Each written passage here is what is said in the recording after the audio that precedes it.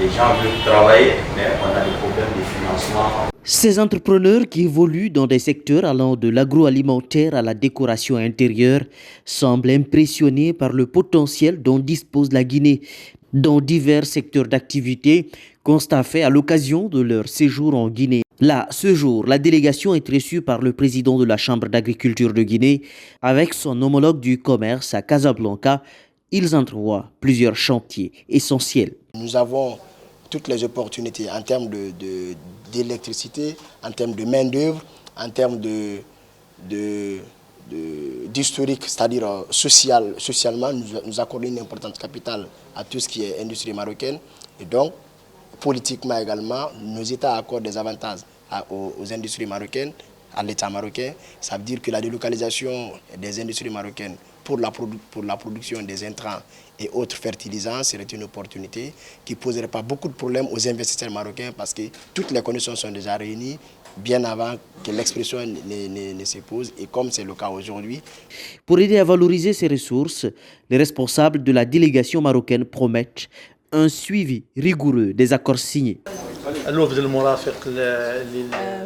J'aimerais bien et je souhaite que cet accord signé aujourd'hui de coopération il soit très dynamique, très vif, très ravifié, animé et populaire auprès des opérateurs guinéens parce que je vous rassure que du côté marocain, toutes les entreprises, après 4 jours de visite et de rencontres, ils sont très rassurés et veulent aller dans des projets gagnants-gagnants.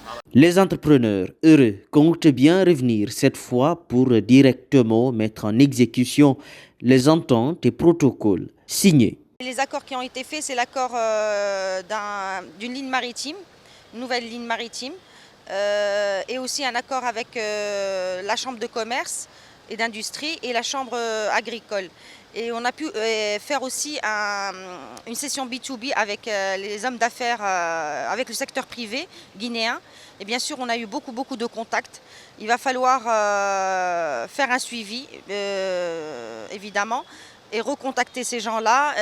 On a déjà des demandes, en fait. On a reçu déjà des demandes. On va devoir préparer des propositions d'accompagnement, des devis aussi, des gens qui veulent investir ici et faire des usines dans l'agroalimentaire.